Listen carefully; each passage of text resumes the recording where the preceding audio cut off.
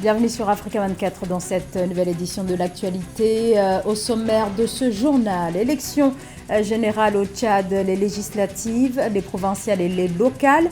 Place maintenant au dépouillement après le vote de dimanche devant constituer la dernière étape de la transition politique. L'opposition a boycotté le scrutin. Installation au Sénégal de la Haute Cour de justice. Cela a été acté au lendemain de l'annonce par le Premier ministre de son projet d'abroger la loi d'amnistie couvrant les violences politiques qui, entre 2021 et 2024, ont fait plusieurs dizaines de morts. Le secteur des mines, sous-exploité pendant des décennies en Algérie, commence à montrer des signes de croissance. Les premiers résultats des efforts destinés à diversifier l'économie. Le dépouillement se poursuit au Tchad après les élections de ce dimanche en triple scrutin législatif, provincial et local. Un peu plus de 8 millions d'électeurs étaient appelés aux urnes. Ces élections sont présentées par le pouvoir comme la dernière étape de la transition politique entamée en 2021. Dernier épisode électoral après le référendum constitutionnel de décembre 2023, puis l'élection présidentielle de mai 2024 ayant abouti à la victoire de Mahamat Idriss Déby Itno, qui assurait déjà la transition depuis le décès de son père. Les élections de ce 29 décembre 2024 ont été boycottées par l'opposition qui les juge jouées d'avance. Climat de haute tension au Mozambique depuis l'annonce des résultats des élections présidentielles et législatives du 9 octobre qui ont donné vainqueur le Frélimo, le parti au pouvoir depuis l'indépendance en 1975. Depuis l'annonce de cette victoire, plusieurs manifestations durement réprimées ont eu lieu. Au moins 125 personnes auraient été tuées et 4000 autres arrêtés ces derniers mois. La situation est telle que l'Union africaine, par le biais de son Parlement, lance un appel à la retenue. Le point avec Samantha Saberou-Saboubanga. Depuis la confirmation de la victoire du candidat du parti au pouvoir, le Frélimo, à l'élection du 9 octobre 2024 par le Conseil constitutionnel mozambicain, des troubles déjà en cours se sont intensifiés au Mozambique. Pour résoudre la crise, le Parlement panafricain, l'organe législatif de l'Union africaine, a appelé samedi 28 décembre 2024 à la retenue au Mozambique et a exhorté à recourir au dialogue. Le Parlement condamne sans équivoque la violence et appelle le peuple mozambicain à la retenue, au calme et à favoriser le dialogue plutôt que la discorde. Selon le Parlement panafricain, les troubles au Mozambique présentent également des risques importants pour les pays voisins et plus largement pour la région de l'Afrique australe. L'instabilité politique perturbe les voyages et le commerce, les activités économiques, déplace des communautés et menace l'intégration régionale. Nous déplorons les pertes tragiques avec des centaines de personnes qui auraient péri du fait des troubles et nous sommes profondément troublés par la peur et l'instabilité qui obscurcissent maintenant l'avenir de cette grande nation. L'institution de l'Union africaine a exprimé sa profonde tristesse et préoccupation au sujet de la crise que connaît actuellement le Mozambique. Rappelons que le 23 décembre 2024, le Conseil constitutionnel mozambicain a ratifié la victoire du candidat du parti au pouvoir, le Frélimo, Daniel Chapo, aux élections du 9 octobre avec 65% des voix. La haute juridiction a attribué 24% des voix à son principal adversaire, Vénécio Mondlane, qui dénonce des fraudes.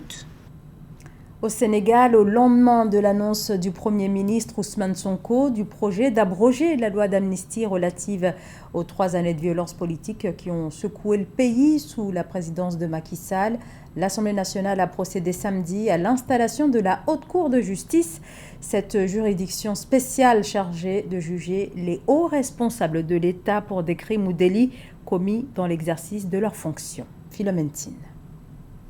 Un peu moins d'un mois après l'installation de la nouvelle législature le 2 décembre 2024, les nouvelles autorités sénégalaises ont pris une décision concrétisant une promesse électorale. Il s'agit de l'installation de la Haute Cour de justice ce samedi 28 décembre au cours d'une séance plénière. Présidée par le plus haut magistrat de l'ordre judiciaire du Sénégal, à savoir le premier président de la Cour suprême, cette cour, privilège de juridiction, juge le président de la République en cas de haute trahison prison et les membres du gouvernement coupables de crimes ou délits dans l'exercice de leurs fonctions. Il est écrit dans la Constitution et dans la loi organique sur la portant haute cour de justice qu'à chaque renouvellement de l'Assemblée nationale, les membres de la haute cour doivent être désignés et doivent prêter serment et installer. Peut-être que les régimes précédents ne le faisaient pas. Sur 146 parlementaires votants, 140 ont approuvé la composition de la Haute Cour de justice sénégalaise qui compte 8 membres titulaires et 8 suppléants. Cette institution joue un rôle crucial dans le renforcement de la séparation des pouvoirs et la garantie de la responsabilité des dirigeants. Même si c'est l'Assemblée nationale qui vote la résolution de mise en accusation, c'est la commission d'instruction composée de magistrats qui décide du renvoi de l'affaire ou de la personne devant la Haute Cour de justice. Donc ce n'est pas une justice politique dérogatoire au code pénal ou autre. L'installation de la Haute Cour de justice au Sénégal intervient après l'annonce du Premier ministre Ousmane Sonko qui a exprimé son intention d'abroger la loi d'amnistie adoptée par la précédente législature. Cette démarche vise à renforcer la reddition des comptes et à lutter contre l'impunité, illustrant ainsi la volonté des nouvelles autorités de promouvoir la transparence et la responsabilité au sein des institutions sénégalaises. On continue à parler du Sénégal dans notre page rétrospective 2024. Retour sur l'arrêt de l'accord qui permettait aux bateaux de pêche européens d'exercer dans les eaux sénégalaises. Signé en 2014 et renouvelé en 2019, l'accord de partenariat pour une pêche durable est arrivé à son terme le 17 novembre dernier et ne sera pas renouvelé. Retour sur cette décision dans ce sujet de Fatma Nyang.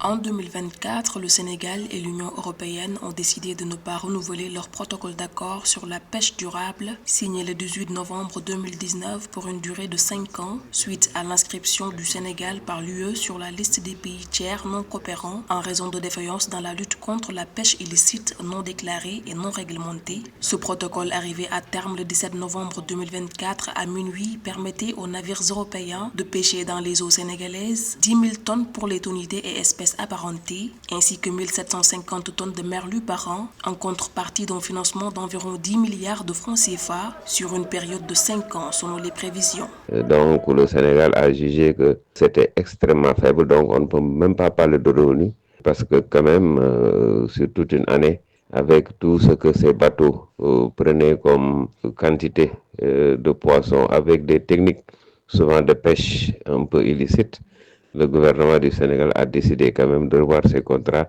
En conférence de presse le jeudi 28 novembre 2024, la ministre des Pêches, Dr Fatou Diouf, a annoncé que le Sénégal avait reçu un montant global de 9,9 millions d'euros, soit 6 524 266 770 francs CFA, sur les 10 milliards de francs CFA prévus pour la période 2019-2024. Avec ces Européens qui n'était pas en fait aussi dans la gestion maritime de nos ressources. Et donc le Sénégal doit se débrouiller à d'abord veiller sur son territoire maritime, mais aussi promouvoir une véritable politique de pêche pour quand même une rentabilité plus importante quand même de ces ressources. Un dialogue formel a été lancé entre les autorités sénégalaises et européennes pour aborder les questions liées à la pêche INN dans le but de résoudre les problèmes identifiés. Les secteurs de la pêche et de l'aquaculture génèrent des centaines de milliers d'emplois et contribuent à 3,2% du PIB national et 12% du PIB du secteur primaire. Or, cuivre, zinc et phosphate, le secteur minier demeure un pilier de la diversification économique en Algérie où les autorités cherchent à réduire la dépendance aux produits issus des hydrocarbures. Et de plus en plus, vous allez le voir, l'exploitation des ressources minérales contribue de manière importante à l'économie nationale. Esther Conan. Le secteur minier algérien connaît une dynamique de croissance sans précédent avec des investissements massifs et des projets ambitieux qui visent à transformer cette ressource en un moteur clé de l'économie nationale. Cette initiative, selon les autorités, s'inscrit dans une stratégie globale pour réduire la dépendance aux hydrocarbures, diversifier les exportations et renforcer les infrastructures du pays. En 2024, l'Algérie a diversifié ses exportations hors hydrocarbures, atteignant près de 200 millions de dollars grâce au phosphate, zinc, bétonite et bantou. Des projets importants sont prévus pour 2025, notamment une usine de raffinage d'acier à Gare du Pilote avec une capacité de 2 millions de tonnes par an. L'Algérie a progressé dans la production de minerais, notamment avec le projet de valorisation de phosphate avec Sonatrach et Sonarem. Les lignes minières Est et Ouest facilitent l'acheminement des minerais. Selon les autorités, en 2025, l'usine de raffinage à Gare du Pilote devrait produire environ 2 millions de tonnes de phosphate et les projets Atala Hamza devraient générer 500 000 tonnes de zinc et plomb. Le lancement de la transformation locale du phosphate algérien marque un début prometteur économiquement avec la création d'un pôle industriel et minier à Tébessa, Soukara, Guelma et Annaba.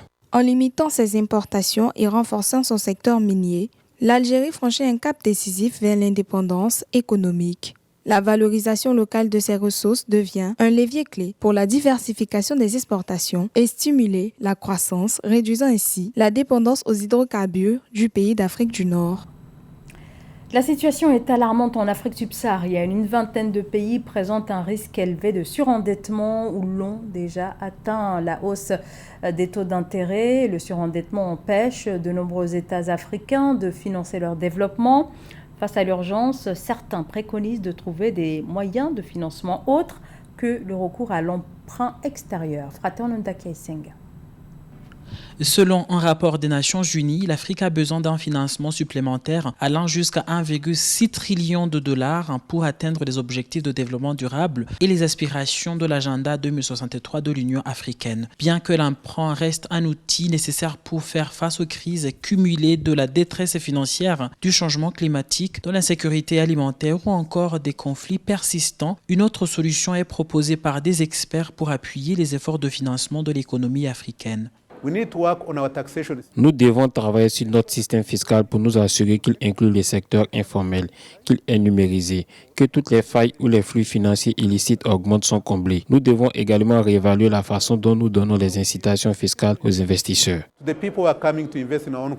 En Afrique, le secteur informel représente plus de 80% de l'emploi total et le ratio impôt sur PIB d'environ 15,6%, d'où le besoin de réformes fiscales pour porter ce chiffre à au moins 20% selon les experts.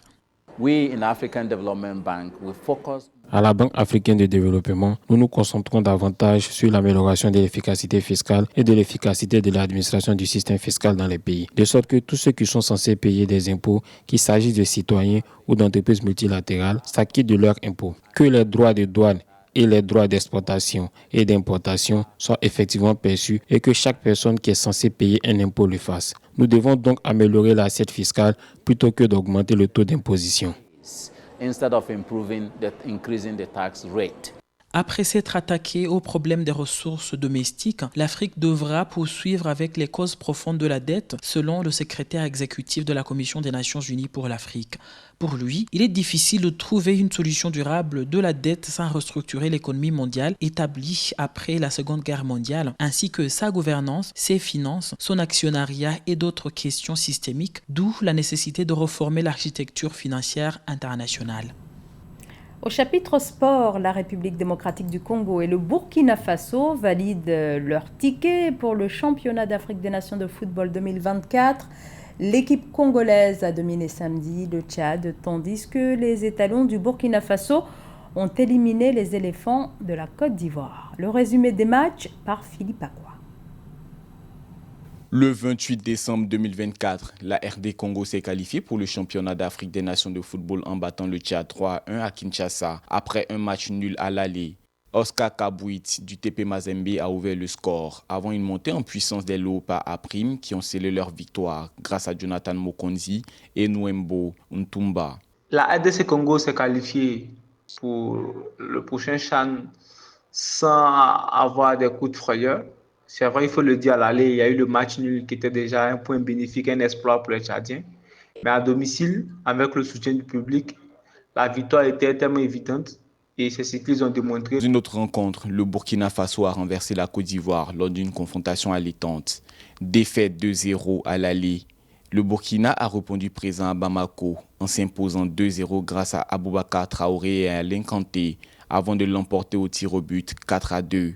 Une élimination amère pour les éléphants à prime qui ne seront pas de la partie en février prochain. C'était un match où les éléphants de Côte d'Ivoire ont refusé carrément le jeu, se sont assis sur les 2 buts d'avance du match aller. Ils n'ont rien démontré, ils sont restés en défense et ils ont laissé la balle aux Burkinabés qui étaient eux plus galvanisés, plus remontés. Dans un autre choc, la Centrafrique a surpris le Cameroun à Bafoussam, vainqueur 2-1 au match retour. Les Fauves à Prime ont effacé leur état du match aller, écartant ainsi les Lions indoptables à Prime. Ces qualifications rappellent l'importance du CHAN, une compétition unique où seuls les joueurs évoluant localement peuvent défendre les couleurs de leur pays. C'est la fin de ce journal. Merci de votre fidélité. Dans un instant, une nouvelle édition de l'actualité sur Africa 24.